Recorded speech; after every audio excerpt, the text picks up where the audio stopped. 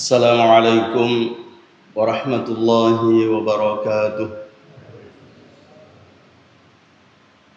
Alhamdulillahi hamdal hamidin wa syukru lahu syukras syakirin. Wassalatu wassalamu ala al-mab'uthi rahmatan lil alamin nabiyyina Muhammadin wa ala alihi wa sahbihi ajma'in. Amma ba'du fa ya ibadallah wa ya amatallah usikum wa iyaya awalan bitaqwallah wa qad fazal muttaqun wa ahtukum ala ta'atihi wa ta'ati rasulihi la'allakum turhamun. Ma'asyiral muslimin wal muslimat jamaah maghrib yang semoga kita semua dirahmati oleh Allah Subhanahu wa taala. Alhamdulillah, pada kesempatan yang mulia dan berbahagia ini kembali kita dapat melaksanakan suatu agenda acara yang memang diagendakan, yang mudah-mudahan dicatat sebagai suatu bentuk ibadah ketaatan kepada Allah Subhanahu wa taala, yang semoga kita semua melakukannya dengan dasar iman dan niat ikhlas karena Allah Subhanahu wa taala, yang mudah-mudahan apa yang kita lakukan ini diterima oleh Allah Subhanahu wa taala dan dapat menjadi pemberat timbangan kebaikan kita di hari akhirat kelak. Dan semoga seluruh ibadah dan ketaatan kita dapat membahagiakan kita baik di dunia, terlebih-lebih lagi di hari akhirat kelak. Salawat dan salam tak lupa senantiasa kita ucapkan kepada Rasulullah sallallahu alaihi wasallam, nabi yang diutus oleh Allah Subhanahu wa taala membawa risalah Allah Subhanahu wa taala demi kebahagiaan umatnya, termasuk kita semua, baik kebahagiaan yang singkat dan sementara di dunia ini, terlebih-lebih lagi kebahagiaan yang abadi dan hakiki di hari akhirat kelak. Dan semoga apa yang dibawa oleh Rasulullah sallallahu alaihi wasallam dapat kita terima, kita amalkan dan kita perjuangkan hingga kita menghadap pengadilan Allah Subhanahu wa taala, dan semoga dengan itu semua kita dapat meraih syafaat dari Rasulullah sallallahu alaihi wasallam di hari yang semua orang butuh akan syafaat itu. Ma'asyiral muslimin wal muslimat rahimani wa rahimakumullahu jami'an. Pada khutbah tadi siang kita menjelaskan bahwa hidayah itu adalah hak prerogatif Allah Subhanahu wa taala. Hidayah itu dari Allah Subhanahu wa taala. Tapi kita dituntut, diminta untuk mencari hidayah itu. Sebagaimana dalam hadis qudsi yang kita bacakan tadi siang, hadis yang diriwayatkan oleh Imam Muslim, bahwasanya Rasulullah sallallahu alaihi wasallam menyampaikan apa yang diriwayatkan dari Tuhannya Allah Azza wa Jal. Hadis ini sebenarnya panjang, tapi saya mengambil apa yang ingin saya sampaikan, yaitu ya ibadi kullukum dhallun illa man hadaitu. Wahai hambaku, sesungguhnya kalian semua sesat kecuali yang aku beri petunjuk. Fastahduni, maka mintalah petunjuk, carilah petunjuk. Ahdikum, niscaya aku akan memberimu petunjuk itu. Dalam firman Allah Subhanahu wa taala di hadis qudsi ini menjelaskan kepada kita bahwa Allah Subhanahu wa taala yang memberikan kita hidayah, tapi kita dituntut untuk mencari hidayah itu. Berusaha, berikhtiar.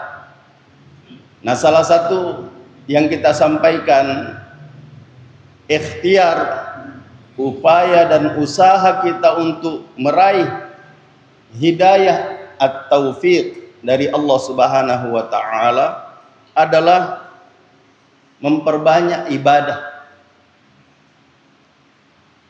Mungkin ibadah yang kita lakukan di awal adalah masih merupakan ibadah yang karena terpaksa. Masih belum kita melakukannya karena itu adalah petunjuk Allah Subhanahu wa taala. Yang tadi kita sebutkan bahwa masih karena hidayatu al-khawas atau hidayatul aql. Masih karena panca indera. Misalnya maiga sila surah seleta lauma berejama lauma sempajan di masigi nasaba naita mitawe sempajan.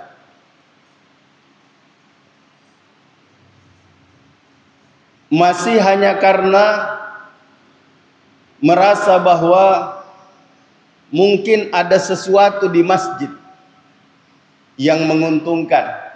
Yang tadi siang kita katakan bahwa ada orang yang sholat seperti pedagang, kongkan asaro lawi mak berejam.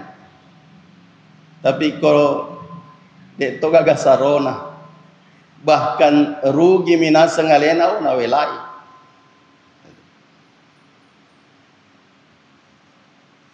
Nah, sehingga kita berupaya bagaimana supaya meskipun awalnya kita melakukannya dengan terpaksa atau karena hanya mencari keuntungan duniawi, sehingga kita salat, kita datang berjamaah, yang mudah-mudahan lewat itu kita akan memperoleh hidayah taufik itu.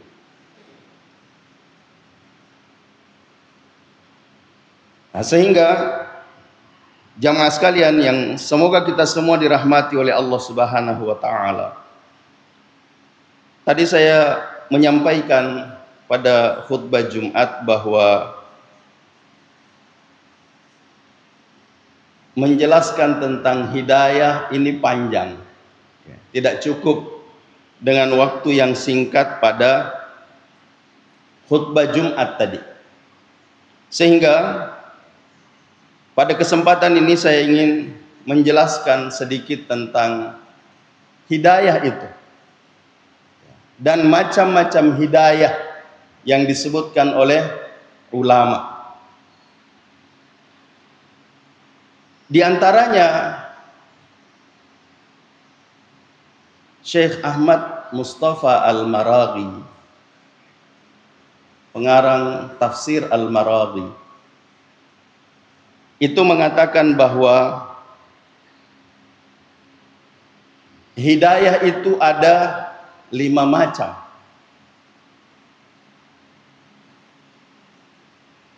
Yang pertama, ada yang disebut dengan hidayatul ilham, yaitu insting, naluri. Hidayah ini atau petunjuk ini tidak hanya diberikan kepada manusia saja, tapi juga diberikan kepada hewan. Bahkan terkadang insting Hewan itu lebih peka daripada manusia. Seperti misalnya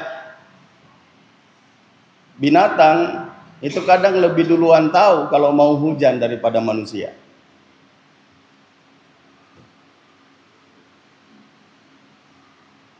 Dengan melihat tanda-tanda alam yang kita biasanya hanya mendung sama nailok kibos. Tidak. Semut.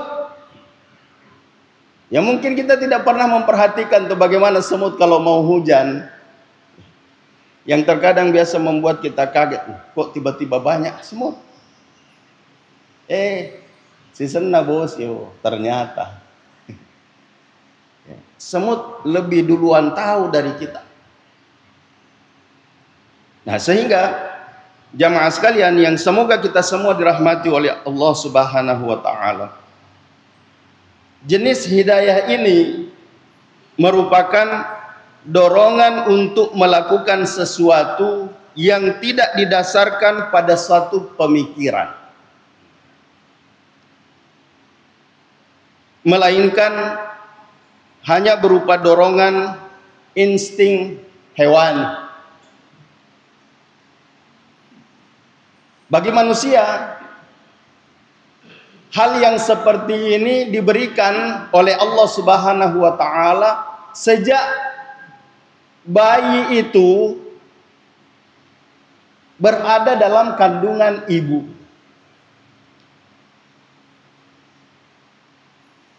Nah, itu yang pertama.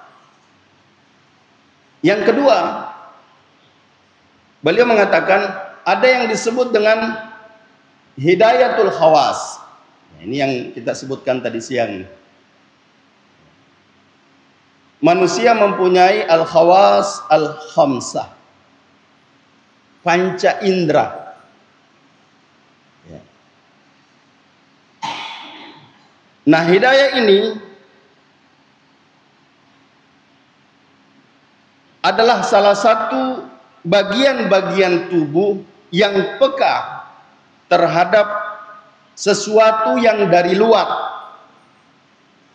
Sehingga tadi kita memberikan contoh, terkadang ada orang tertarik untuk melakukan ibadah itu hanya karena melihat orang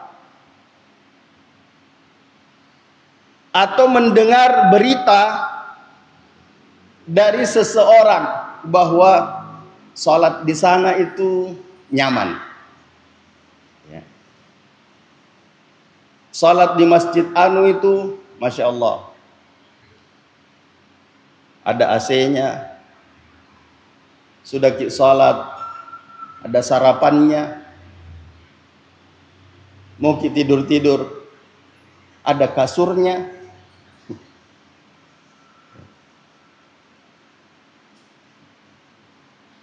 Mau browsing, chatting dan sebagainya, ada wifi-nya, gratis.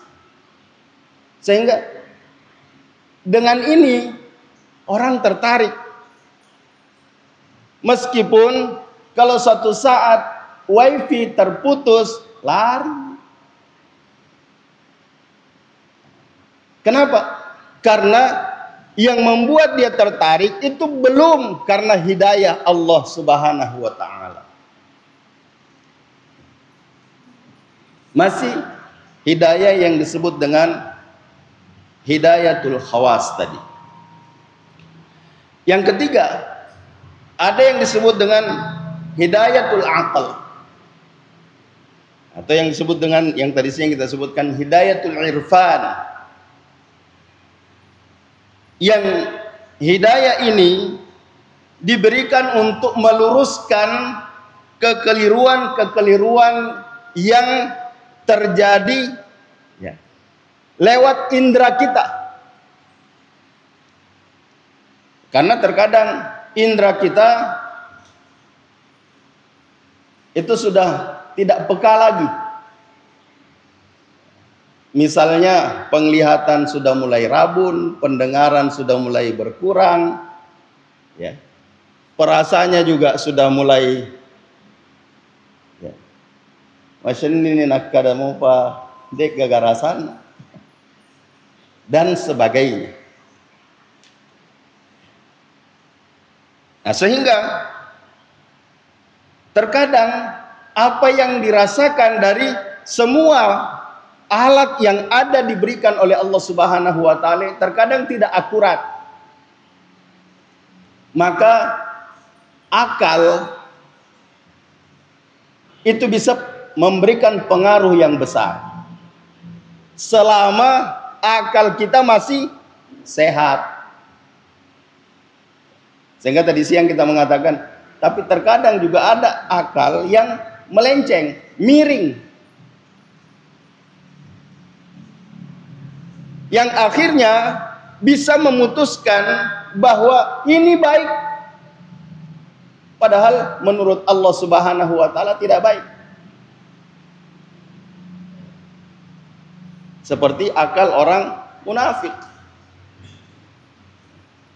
Orang munafik itu mengatakan yang ma'ruf itu tidak baik, yang tidak baik justru disebut ma'ruf. Nah, sehingga biasa dibahasakan di media ya. Tontonan dijadikan tuntunan, justru tuntunan jadi tontonan. Yang seharusnya hanya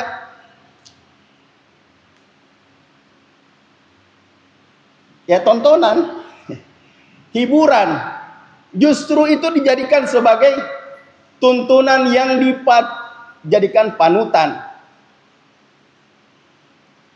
Padahal banyak sekali tontonan yang merusak.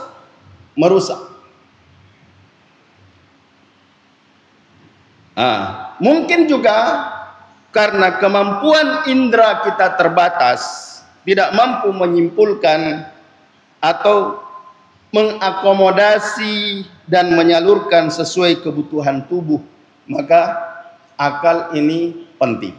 Oleh karena itu, dalam maqasidus syariah, tujuan syariah agama kita, ada yang disebut dengan maqasidus syariah, yaitu hifzul aql. Maqasidus syariah itu ada 5. Ada hifzul din, ada hifzul nafs, ada hifzul aql, ada hifzul nasl, dan ada hifzul mal. Menjaga agama, menjaga jiwa. Ya, makanya ada syariat kita larangan membunuh. Larangan membunuh. Hifzul akal, menjaga akal. Sehingga ada larangan mengkonsumsi sesuatu yang bisa merubah akal, merusak akal. Seperti khamar misalnya. Kenapa bisa merusak? Menghilangkan fungsi akal. Dan ulama mengatakan bahwa bukan hanya khamar, tapi semua makanan, minuman, atau yang bentuknya bukan makanan dan minuman, tapi bisa merubah akal, itu haram.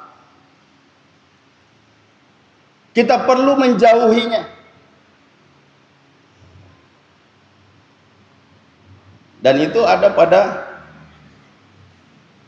narkoba, ya, dan semua jenisnya. Zat adiktif, bahkan ada anak yang biasa melakukan sesuatu yang bisa merubah akal adalah bukan makanan, bukan minuman, ya, hisapan, tapi bukan rokok. Bentuknya lem. Mungkin kita biasa menyaksikan itu, melihat itu. Ada anak yang kecanduan itu, mengisap lem, serasa terbang itu. Nah, kalau sudah kecanduan ini fatal, bahaya.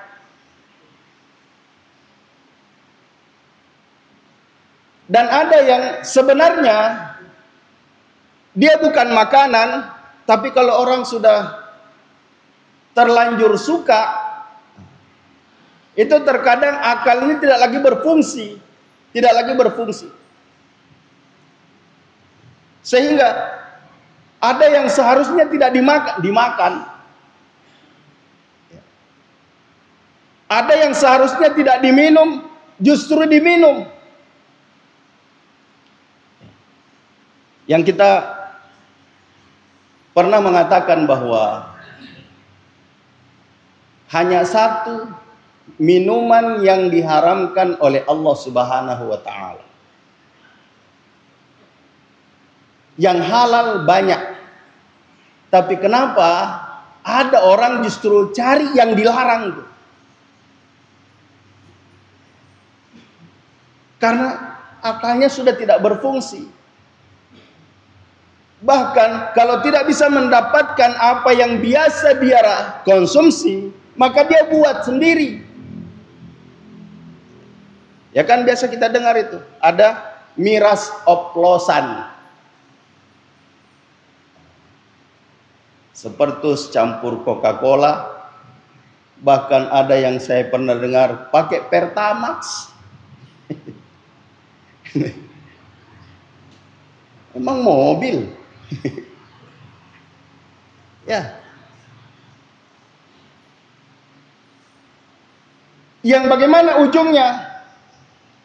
Karena ingin mencari kesenangan sesuai dengan hawa nafsu, mati. Na'udzubillah. Tsumma na'udzubillahi min dzalik. Sehingga ini penting untuk kita sampaikan bahwa kita tidak boleh mengatakan akal-akalku, terserah saya mau gunakan apa. Oh enggak. Allah yang memberikan semua ini dan kita harus menjaga itu. Dan itulah tujuan dari syariah kita. Tujuan syariah kita kenapa melarang minuman keras. Bahkan terkadang ada yang awalnya itu boleh. Seperti contoh minuman yang dibuat dari perahan buah, ya, anggur misalnya, atau kurma, atau tufah juga. Bahkan kalau di santri saya biasa mengatakan minas, ya, minas. Itu kalau 1 sampai 3 hari, meskipun di luar kulkas tidak di freezer, ya, masih insya Allah masih enak. Tapi kalau 1 minggu, apalagi 2 minggu, itu botol bisa jadi bulat. Kalau kuat tutupnya, tapi kalau begitu meledak. Bahkan terkadang baru sehari kita beli, dibawa ke Makassar, taruh di dashboard, pecah. Ya mudah-mudahan tidak ada yang pernah merasakan ini. Tapi kata orang ada yang begitu. Nah ini khamar, ada nas yang mengharamkan. Minas tidak ada, ya. Tape tidak ada. Tapi kalau disimpan sampai terfermentasi dan bisa memabukkan, bisa sama dengan khamar. Dan itu yang disebutkan oleh ulama, dikiaskan. Khamar ada nasnya sarih, tegas, melarang, haram. Tapi nabiz, ini hasil perahan buah yang difermentasi atau yang disimpan sehingga bisa memabukkan. Ilah larangan khamar itu adalah karena dia memabukkan. Jadi kalau minuman yang difermentasi juga bisa memabukkan, bisa hukumnya sama, haram, dikias dari khamar. Sehingga jamaah sekalian yang semoga kita semua dirahmati oleh Allah Subhanahu wa taala. Pada hidayah yang ketiga ini penting ya, untuk kita bagaimana mengetahui bahwa akal ini adalah pemberian Allah Subhanahu wa taala dan harus kita jaga. Harus kita jaga. Nah, kemudian yang keempat, ada yang disebut dengan hidayatul adyan, kata Syekh Al-Maraghi. Ada yang disebut dengan hidayatul adyan, hidayah agama. Hidayah agama. Dan kayaknya kita sudah pernah menjelaskan ini, bahwa setiap orang itu punya keahlian untuk menerima agama, menerima kewajiban agama. Tapi apakah setiap orang yang menerima kewajiban itu ya, punya kemampuan untuk mengamalkan, punya kemampuan untuk melakukan apa yang diperintahkan? Kalau dia melakukan, ya alhamdulillah, sesuai dengan apa yang diinginkan oleh Allah Subhanahu wa taala. Tapi kalau tidak, maka di sini terbagi dua. Terbagi dua. Ketidakmampuan melakukan perintah agama, apakah karena faktor samawi, faktor dari langit, madokoi misalnya, ya, bahasa Bugisnya malasa ya, malasa, di kampung saya malasa. Tapi terkadang ada orang yang tidak mampu melakukan perbuatan yang diperintahkan oleh agama, yang dia punya kemampuan menerima kewajiban itu karena, ya kalau tulisan Lontara Bugisnya juga sama, malasa.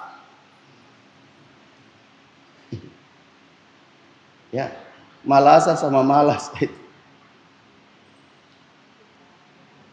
Nah, kalau karena malas, kalau tadi karena sifatnya adalah samawi, faktor langit, Allah yang menghendaki dia tidak bisa melakukan itu, maka ini ma'fu, diampuni. Diampuni. Tapi kalau faktornya adalah manusiawi, pilihan sendiri, itu yang kita sebutkan tadi, ikhtiari. Koelosi, laos. Ya, kalau menguntungkan, kerjakan. Kalau tidak, nah kenapa seperti itu? Makanya tadi, bagaimana supaya kita bisa mengundang hidayah itu? Yang kedua adalah perbanyak istighfar dan taubat. Mohon ampun kepada Allah Subhanahu wa taala. Karena salah satu penghalang hidayah itu adalah dosa. Dosa.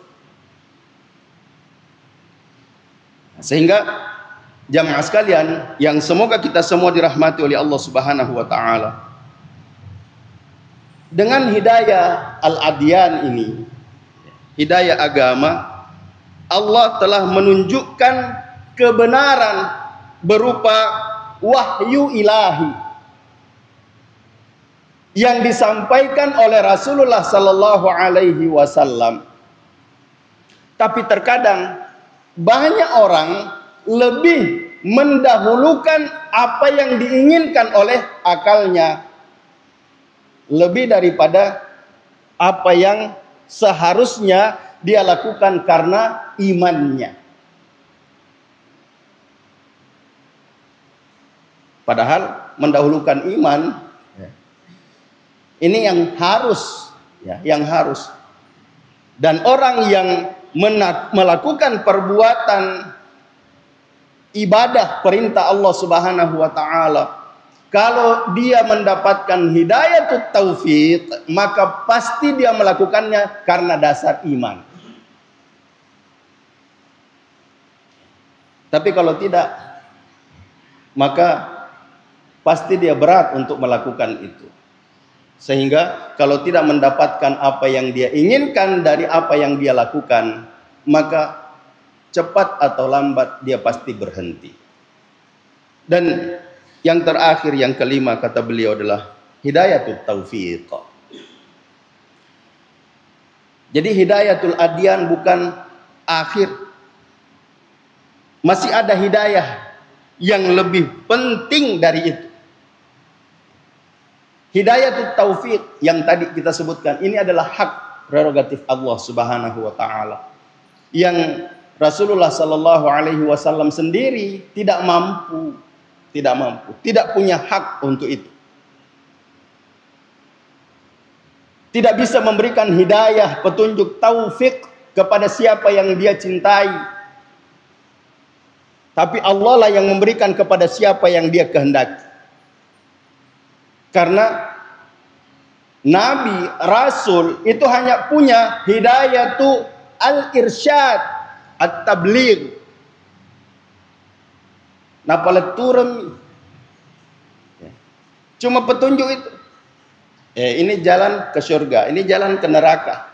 Ya terserah pilih yang mana, mau ke neraka atau mau ke surga.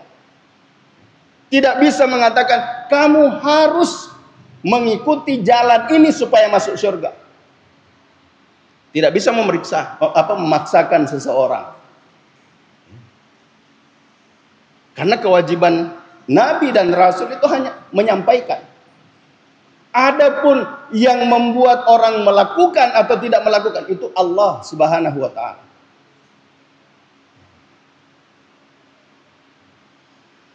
Sehingga Allah Subhanahu wa taala menyampaikan kepada Nabi sallallahu alaihi wasallam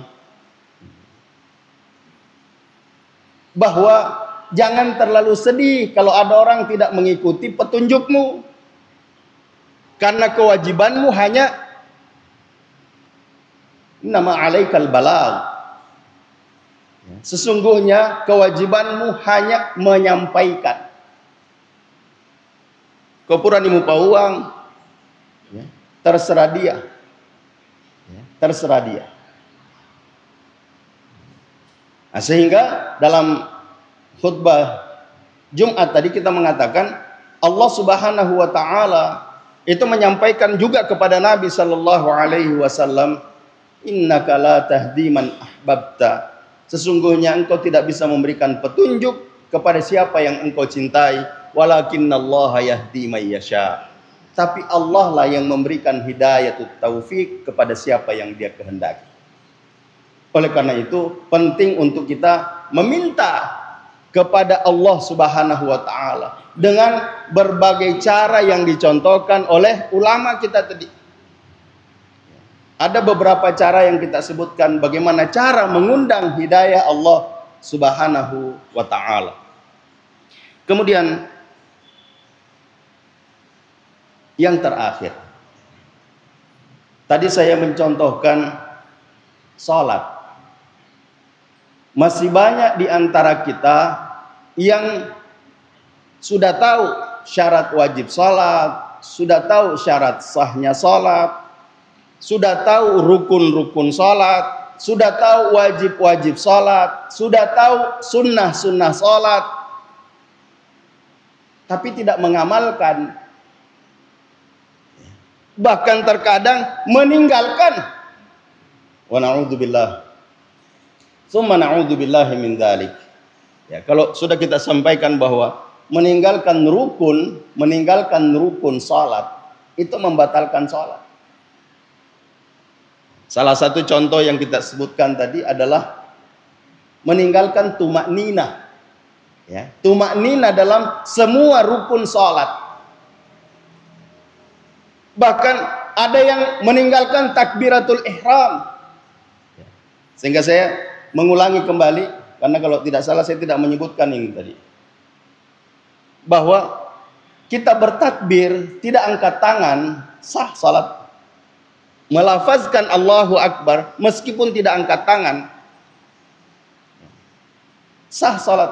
Tapi angkat tangan tidak melafazkan Allahu Akbar di takbiratul ihram batal.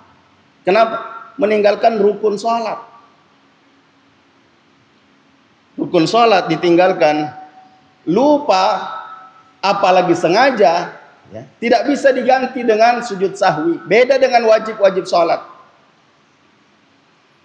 Nah, sehingga terkadang orang yang tahu ini justru banyak mempermasalahkan pada masalah-masalah yang tidak substansial dalam sholat. Contoh, banyak orang bertengkar gara-gara sunnah-sunnah sholat. Bertakbir mengangkat tangan itu sunnah, Pak, Bu, sunnaji. Tapi jangan diremehkan. Ya. Maksudnya jangan sampai hanya karena masalah sunnah itu kita salah-salah. Mungkin ada yang tahu bahwa Nabi SAW bertakbir, mengucapkan Allahu Akbar sambil mengangkat tangan itu lurus dengan bahunya. Ya. Lalu lihat orang lurus dengan telinganya.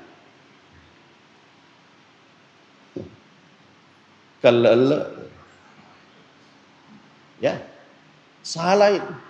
Yang benar begini. Yang satu ngotot juga, tidak, yang benar begini. Si salah-salah. Padahal anu sunnah. Wode dipugawi samuto sempajangi. Nah, ada orang sudah kita tahu bahwa dia belum tahu rukun-rukun salat, tidak dipermasalahkan. Padahal dia berada di bawah tanggung jawab kita. Ini yang bahaya. Terkadang masih ada orang di rumah kita yang belum tahu apa rukun-rukun salat, apa wajib-wajib salat. Nah, sehingga tadi kita menyebutkan, ya, atau pada malam Sabtu yang lalu saya mengatakan ada 8 wajib-wajib salat. Itu kalau kita satukannya. Karena kalau mau dijabarkan semua ada 11, bahkan ada yang mengatakan 12. Sama dengan rukunnya, ada yang mengatakan, yang saya sebutkan ada 14, meskipun ada yang mengatakan 16. Kenapa? Karena ada yang dipisah-pisah. Nah, wajib salat misalnya. Semua takbir intiqal selain takbiratul ihram, itu hukumnya wajib. Kita berdiri mau ruku, Allahu Akbar, itu bacaan Allahu Akbar wajib. Rukunya rukun. Sehingga kalau ada orang tidak ruku, kembali ya, harus kembali. Langsung sujud misalnya, tidak, kembali. Karena kalau Anda tinggal, nanti sujud salah. Itu bukan wajib sholat, rukun. Rukun itu tidak bisa diganti dengan sujud sahwi.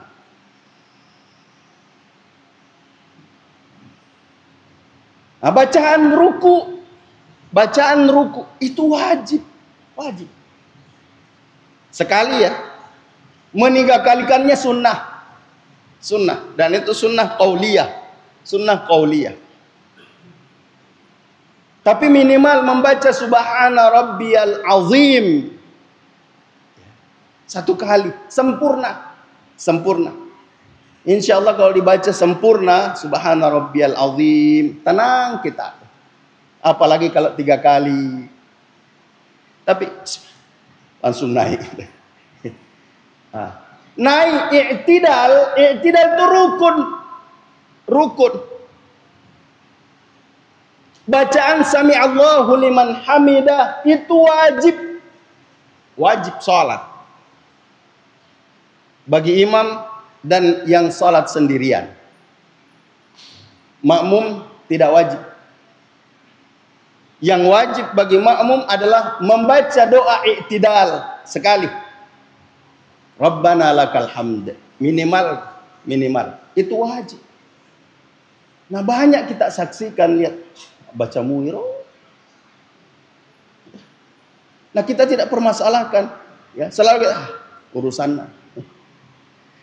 Ya, urusan. Padahal apa salahnya kalau kita ingatkan, Nah, ada pun nanti kalau kita mengingatkan, lalu dia mengatakan urusuk kialemu, wah ini ya abghadul qaul ila Allah, kata Nabi sallallahu alaihi wasallam.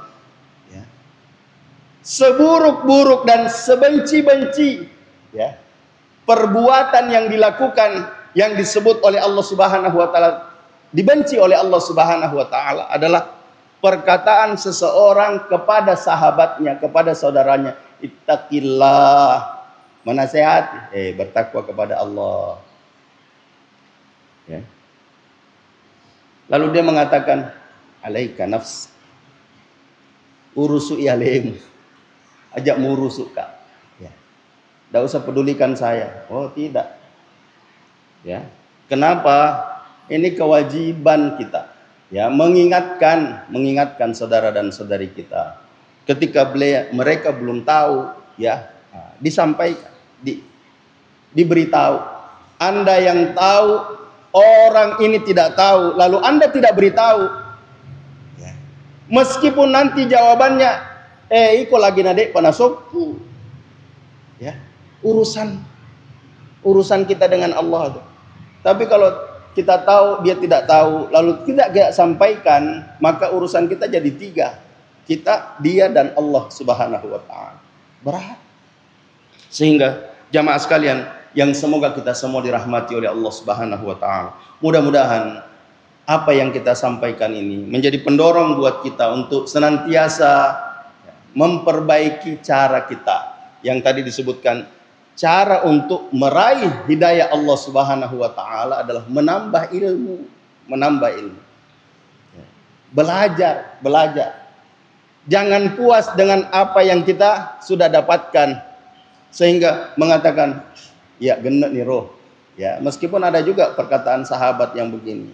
Ketika diingatkan bahwa yang wajib itu ya salat fardu 5 kali sehari semalam. Apakah ada kewajiban yang lain? Oh tidak, kecuali kamu ya melakukan tatawwu. Kata sahabat ini, saya tidak akan menambah dan saya tidak akan mengurangi. Saya hanya ingin melakukan yang wajib saja. Kata Nabi sallallahu alaihi wasallam, aflaha in sadaq. Dia pasti bahagia kalau dia jujur. Ya. Artinya, kalau dia melakukan yang wajib saja, insya Allah mendapatkan apa yang dijanjikan oleh Allah Subhanahu wa ta'ala. Demikian yang bisa kita sampaikan dan mudah-mudahan bisa mendorong kita untuk senantiasa memperbaiki cara kita beribadah pada Allah Subhanahu wa taala. Ja'alani Allah wa iyyakum minal 'amilin wal faizin wa adkhalani wa iyyakum bil jannati wan na'imil muqim. Aqulu qawli hadza wa astaghfirullahal azim li wa lakum wa lisairil muslimina wal muslimati min kulli dhanb. Fa ya fawzal mustaghfirin wa ya najatat taibin. Subhanakallahumma wa bihamdik asyhadu an la ilaha illa ant astaghfiruka wa atubu ilaik. Hadanallahu wa iyyakum ajma'in wal 'afwu minkum. Wassalamu alaikum warahmatullahi wabarakatuh.